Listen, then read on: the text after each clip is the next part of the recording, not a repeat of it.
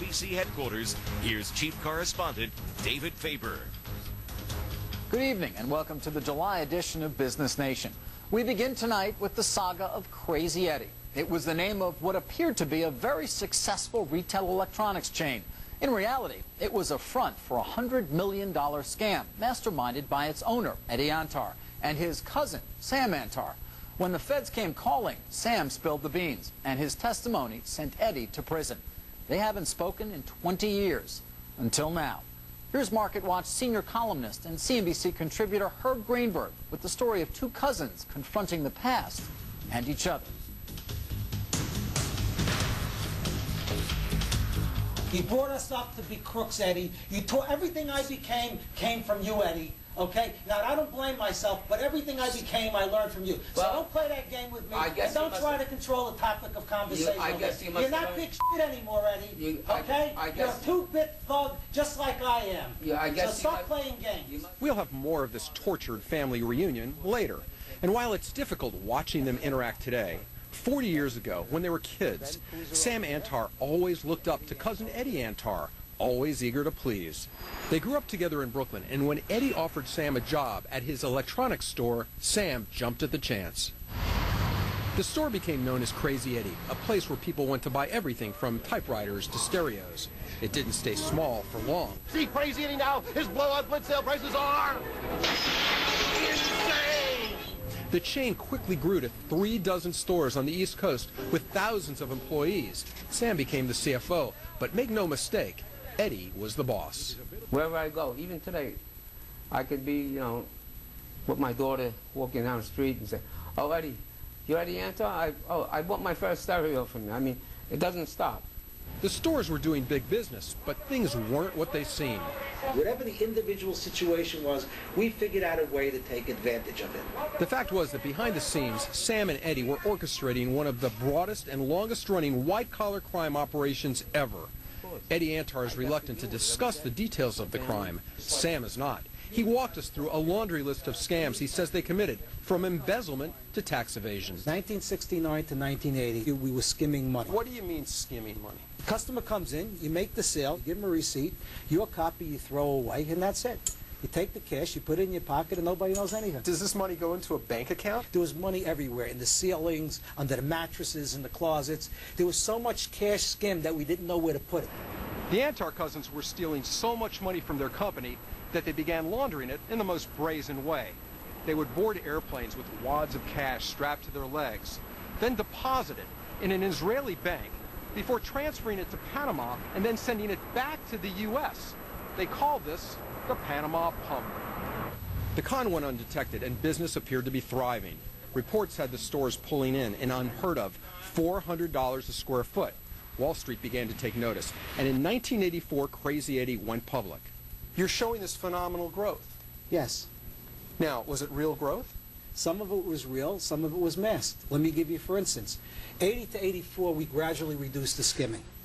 Let's say, hypothetically, you're making $10 million a year, you're skimming 5. Everybody thinks you're making 5. Our reported profits, because of the gradual reduction in skimming, went from 1.7 million to 5.3 million. It tripled. The MBAs that work for these Wall Street firms, they love charts. Go up this way. But securities lawyer Howard Sirota wasn't buying it. I'm following it, and I'm telling anybody who'll listen, this company that's going straight up and splitting is going to end up at zero.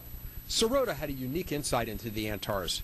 He had known them since their school days in Brooklyn and knew what made them tick. What would your feeling be after you met Eddie? If you met him, you would look in his eyes and you would see he was a sociopath.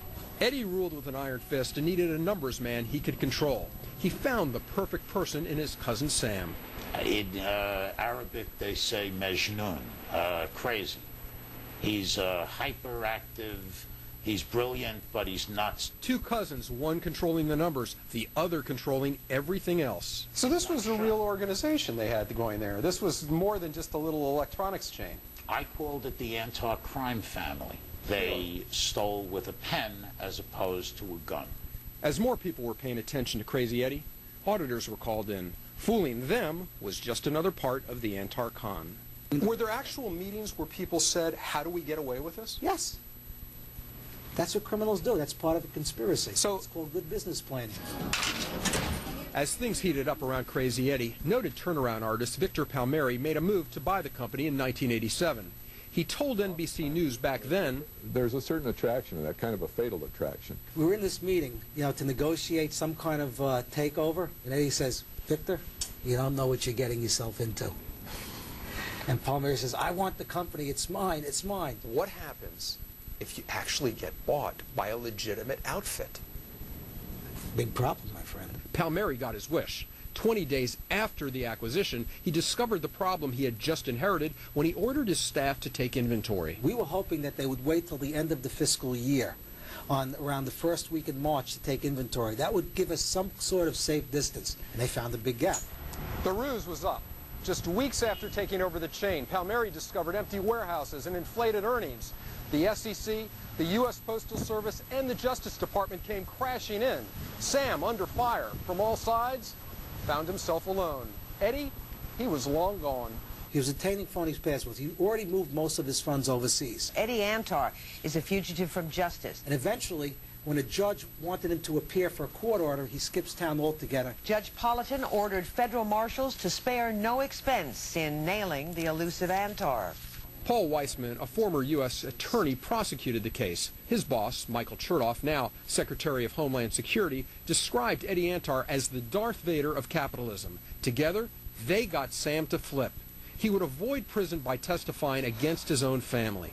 In every big case, there needs to be at least one person who knows the story, can explain it to the prosecutors and to the jury. In the Crazy Eddie case, that was Sam me. This is a family known for loyalty, correct? Yes. You were loyal till the end. All the way through, to the end. And you turned around and Yes. turned on your family. Yes, I put them all in jail. So every day he would come in and there'd be some new disclosure he would make, some new twist and turn that you then had to corroborate somehow, correct? Yes, or at least make every effort to corroborate. Right. It was difficult, as I said, because virtually all the records had been shredded. We destroyed them all the time. We never kept copies of anything. Routinely shredding documents? Routinely shredding. Now, one time the SEC was on company premises. I was shredding in one room. They were talking in the other room. After losing his extradition battle, Eddie went to trial and was convicted of conspiracy to commit racketeering. He served 7.5 years in federal prison, put away on the strength of Sam's testimony. The two cousins haven't been face to face since the trial. Do you think there's a chance for reconciliation for Never. Never. Never. I put the guy in jail. While Eddie has stayed out of the limelight, Sam has spent every waking hour trying, he says, to make up for past sins. Today, he has a renewed purpose in life. We have a very big disconnect between the white-collar criminal and the violent criminal. Is the criminal always has the initiative. Sam Antar, of all things, is working as a forensic accountant out to rid the world of white-collar crime. Everybody can be a potential criminal. So good at what he does that accounting firms, universities, even the FBI and SEC invite him to lecture. His blog, whitecollarfraud.com. Why are you doing this right now? Why are you going around for free? You say you're doing this for free. Maybe I'm building a false wall of integrity around me. That's what criminals do. What I did was pure evil. I'm going to probably fry in hell for many years before I get upstairs. Sam says there's something else he needs to do. Confront the boss, Cousin Eddie. We offered to set up a meeting. For the first time since the trial, Sam and Eddie face-to-face in the same room. The meeting was about reconciliation. The conversation started with redemption. I think I've thought about it for the last couple of days. I think redemption is a noble cause. It's not important to me in the great scheme of things. It means nothing. You know, please do I not. apologize. Please do not interrupt me. I apologize. Please do not Go interrupt me. I will not interrupt you. Go ahead, Eddie. After 20 years, I owe you that. Redemption is about forgiveness. And forgiveness means that you have to be able to forgive yourself. That I cannot do. If you cannot forgive yourself, you know, I ask you not to interrupt. If you continue to interrupt, then we really have no reason to go forward with this conversation. Okay. Go ahead, Eddie. I went to prison for 7 years. Hard-time prison. I was a fugitive for 2 years. I was 3 years on probation. It's 12 years of my life. Gone, in a sense. But no blame to anybody else other than myself. Eddie may not blame Sam for the time he spent behind bars, but Sam certainly holds Eddie accountable to a large extent for how his life turned out. You brought us up to be crooks, Eddie. You taught everything I became came from you, Eddie. Okay? Now, I don't blame myself, but everything I became, I learned from you. You didn't just learn from me. We learned Yes. from, we learned, Yes, the like culture. you learned, we learned the culture. That's So right. it's not what I taught you, you knew the culture. Good. So do not sit there and, by the way, do not raise your voice to me. And you don't I have will to do call. whatever I damn well please. You don't I have- fought what- for you like excuse me. crazy. Sam, Doing it for Sam. myself, I fought. I stayed there and I took the heat. You ran. You ran like a coward. I'm not a coward, Sam. Yes, you left me out I there didn't, hanging, my friend. I didn't leave. No, son, you're not even a friend. You're just a thug, just like me, 2-bit thug. Can you forgive Eddie? No, because I can't forgive myself. Can you forgive Sam for turning you in? Yeah, actually, I forgave him a long time ago. Sam and Eddie deal with the past in distinctly different ways. One tries to forget.